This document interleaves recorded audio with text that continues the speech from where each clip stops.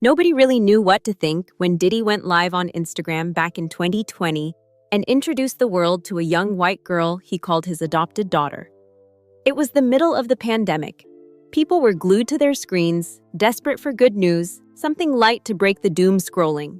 And there he was, one of the biggest names in music, a self-made mogul, suddenly playing dad to a girl who looked about 11 or 12, her smile stiff as she repeated her new name for millions of strangers. At first glance, it felt like one of those random celebrity acts that go viral for being unexpectedly wholesome. A billionaire opening his doors to a kid who needed shelter. A powerful black icon stepping in like a modern-day savior. People dropped heart emojis, clapped in the comments, called him a hero. But even then, even in that moment, some people felt something was off. They just didn't have the words for it yet. Fast forward a few years and that awkward live stream now plays like the opening scene of a horror story nobody was ready for.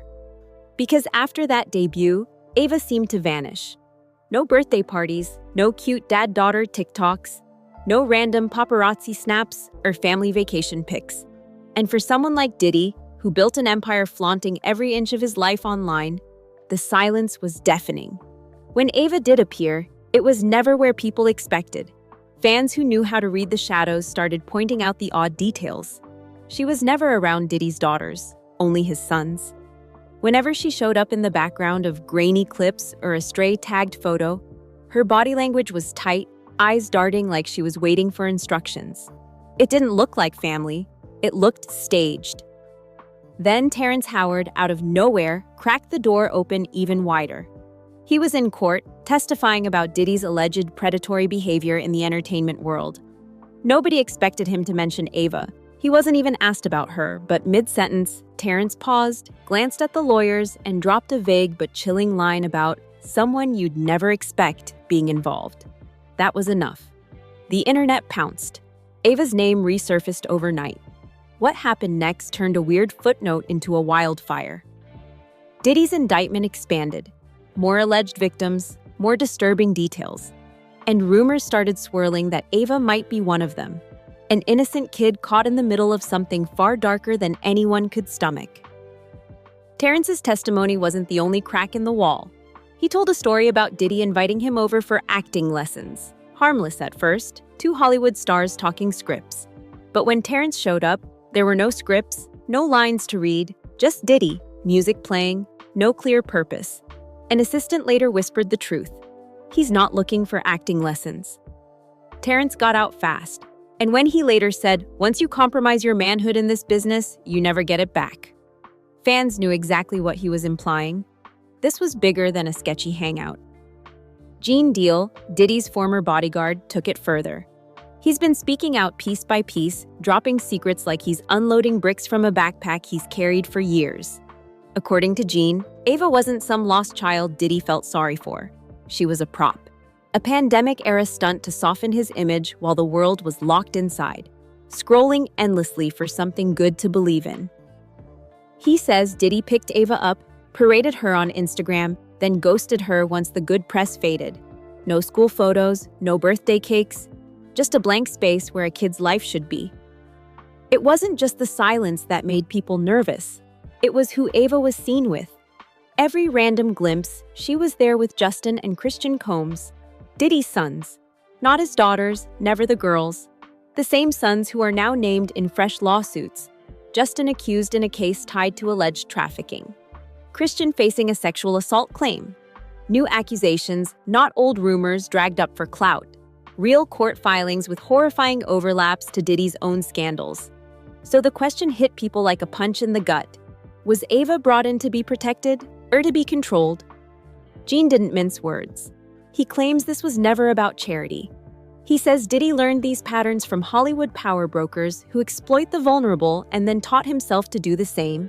Keep people close, keep them quiet, and if they can't be silenced, disappear them in plain sight. Ava, he says, might have been one more name on that hidden list. A kid who showed up when it made Diddy look good and vanished when the story got inconvenient. And then there's that Madonna reference, a line that gets creepier with every replay. On that live stream, Diddy said, "I adopted you like Madonna did." Like it was normal. Like people hadn't been side-eyeing Madonna for years over shady adoption stories, claims of taking kids from poor families, exploiting legal loopholes, whispers of something darker hiding behind the humanitarian mask. Diddy thought it made him look benevolent. Now it looks like a confession hiding in plain sight. The timeline couldn't look worse. Ava pops up. The pandemic drags on. Diddy's brand takes hit after hit. Bad press, old allegations resurface, the kind of rumors that never fully die. Ava disappears. Behind the scenes, investigators move in. Devices seized. Rumors swirl that some victims were minors. That footage exists. Not gossip, court documents. And somewhere in that maze is Ava Baron Combs. A name that went from a feel-good post to the biggest question in the entire investigation. Where did she go? It doesn't help Diddy that Cassie Ventura, his ex, cracked the whole facade wide open. Her lawsuit laid it out in brutal detail. Trapped, recorded, forced, threatened. She didn't hint. She didn't dodge. She told the world exactly how she was used and what was filmed. And that's what makes people wonder, was Ava pulled into that same cycle? The same house, the same cameras, the same man in control. If Ava talks, the game changes. Because it's not just about one girl or one celebrity scandal anymore.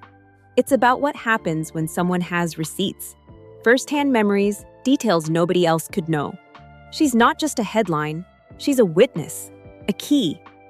Maybe the missing piece that turns Diddy's worst nightmare into a reality he can't buy his way out of. People like 50 Cent saw it coming. For years, he threw shade at Diddy. Instagram barbs, cryptic posts, jokes that felt too specific to be harmless. People wrote it off as petty beef, rap drama for clicks. But 50 wasn't joking. He's dropping a documentary now. The title? Diddy Do It? Not subtle, not funny.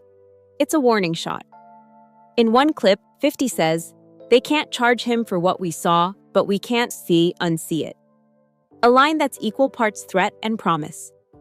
If there's footage, if even half the rumors are true, then Diddy's house of cards is about to collapse in real time for everyone to watch. The whispers are that Ava is no longer lost.